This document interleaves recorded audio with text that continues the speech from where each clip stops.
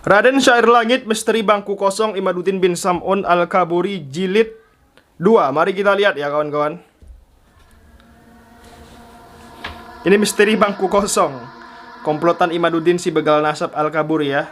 Gak berani datang mempertanggungjawabkan daripada tesis ilmiahnya. Waduh, ada Puat Pleret si botak, Mama Gufron bersama antek-anteknya. Misteri Bangku Kosong Imad bin Sarman Al-Kaburi ya. Pengecut.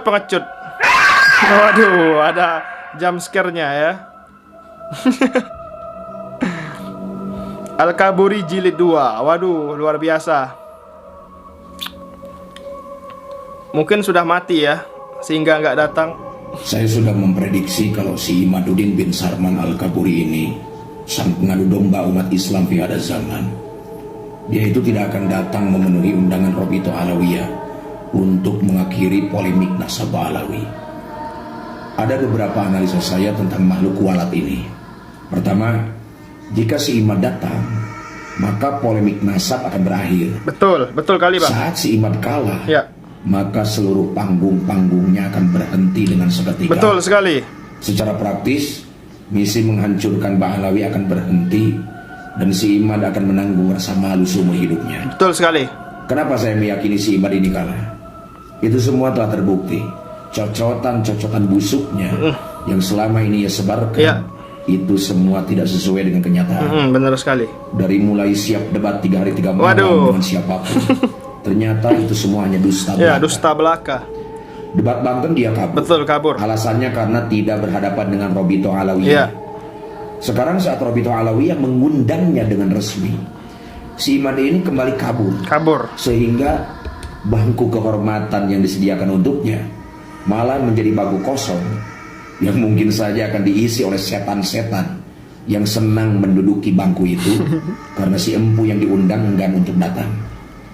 Kedua, beredar kabar jika acara debat di UIN Wali Songo Semarang itu justru malah diundur atau mungkin jadi batal walau alam.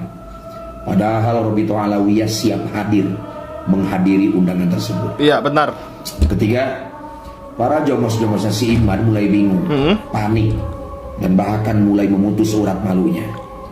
Mereka berpikir, daripada berhenti di tengah jalan, lebih baik dilanjutkan. Seperti apapun keadaan junjungannya, ya mereka sudah tak peduli. Betul. Urat malu mereka sudah terlanjur putus sejak terjun membela para pembegal nasabi ini.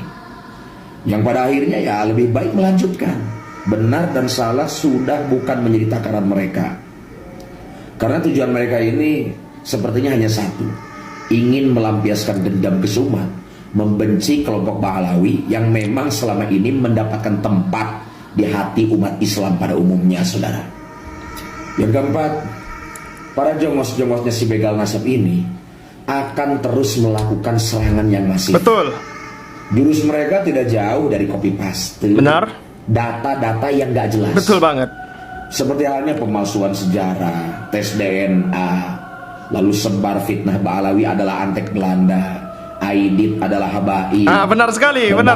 Ini adalah Yahudi. Benar. Dan yang tidak kalah penting, yang selalu digunakan senjata oleh mereka.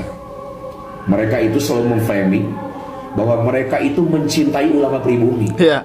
Dan menuduh kita adalah budak Ba'alawi. Iya, benar.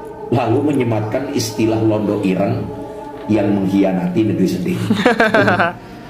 Serangan mereka ini tidak jauh dari poin-poin tersebut. Betul bang. Padahal semua itu sudah dibahas semuanya. Jangankan sekali Habib Hanif, Gus Wafi, dan juga yang lainnya, Gus Rumail, yang lebih kompeten, yang lebih paham tentang keilmuannya, untuk menempas semua yang katanya tesis iman, yang padahal menurut kami kelipi. Saya saja yang bukan siapa-siapa. Ini komentar-komentar para jongos begal nasab ini semuanya sudah saya jawab. Silakan, jejak digital masih ada. Dari mulai tes DNA saya menjelaskan. Dari masalah urusan makam palsu, saya sudah jelaskan. Benar. Semua sudah saya jelaskan. Namun sayang, memang mereka ini ada kemungkinan nebeng wipi di tetangga, atau malas menonton walaupun punya paket data. Karena memang sudah tidak sabar, tidak tahan ingin menghujat seperti kepada siapapun itu termasuk saya yang katakanlah melakukan pembelaan kepada Ba'alawi. Serangan mereka ini tidak jauh dari poin-poin tersebut, karena ya ukuran otak mereka memang terbatas. Dan sampah-sampah dungu ini memang sepertinya dibuat oleh Tuhan dari tanah sengketa.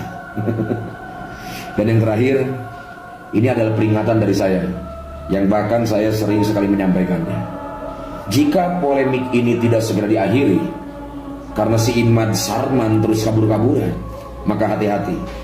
Selama ini mungkin kita hanya adu bacot, tetapi tidak menutup kemungkinan kelak kita akan adu bacot dan saling menumpahkan darah, yang pada akhirnya musuh-musuh Islam dan musuh-musuh bangsa ini semakin leluasa menguasai negeri ini. Betul, betul.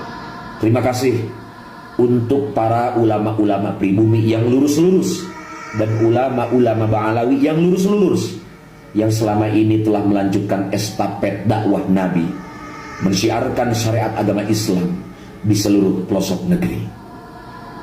Luar biasa ya, Imad Al-Kaburi ini udah diundang baik-baik. Rabita Alawiyah mengalah, mengundang datang ke pondoknya, dianya nggak ada datang menyambut dengan baik. Kemudian diundang, dia nggak datang juga di Banten. Kedua, di Rabita Alawiyah juga nggak datang bersama timnya. Waktu di Banten itu kan si Tengku Kori yang datang ya. Cuma Tengku Kori saja yang pandai berbicara di situ. Yang lainnya, di bawah rata-rata lah. Berbeda dengan kelompok daripada Ba'alawi. Mereka luar biasa, penjelasannya sangat terstruktur dan sangat bagus sekali. Ya memang mereka berilmu.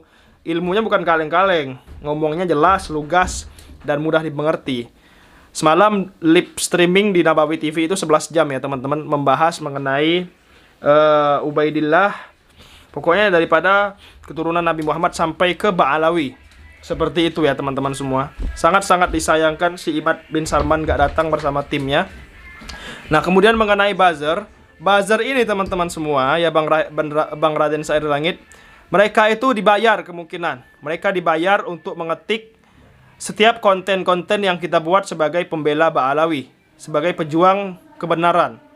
Mereka mungkin saja menggunakan HP yang banyak dalam satu orang, ataupun mereka dipekerjakan seperti orang kerja kantoran biasanya untuk daripada komentar saja tugas kerjanya.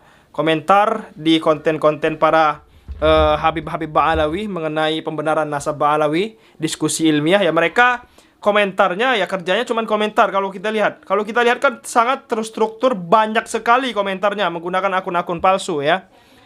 Ya, itu sudah bisa kita melihat bahwasannya mereka ini sangat terstruktur sekali di dalam pekerjaan mereka, yaitu memberikan komentar-komentar seperti menyuruh habaib tes DNA, kemudian jongos Ba'alawi, budak Ba'alawi, ada lagi. Pokoknya komentar mereka ini selalu jelek, menjelekkan Ba'alawi.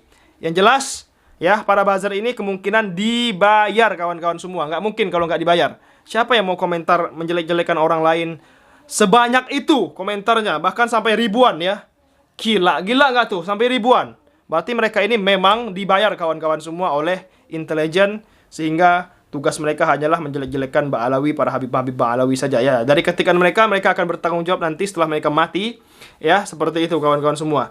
Cuman kasihan juga yang awam-awam, cuman ikut-ikutan kerja, tugasnya cuman komentar-komentar busuk ya kan. Pada akhirnya nanti mereka menyesal.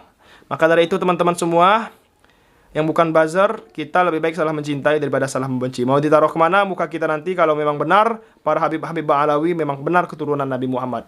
Wallahu a'lam bishawab. Sekian video kali ini, terima kasih. Assalamualaikum.